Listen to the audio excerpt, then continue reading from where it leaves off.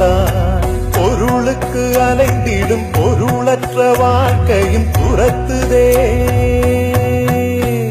உன் அருள் அருள் அருள் என்று அலைகின்ற மனம் இன்று பிதற்றுதே.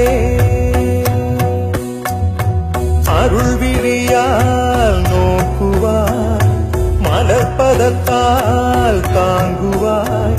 உன் திருக்கரம் என்னை அரவணைப்புனதருள் பெற பிச்சை பாத்திரம் ஏந்தி வந்தேன் ஐயனே.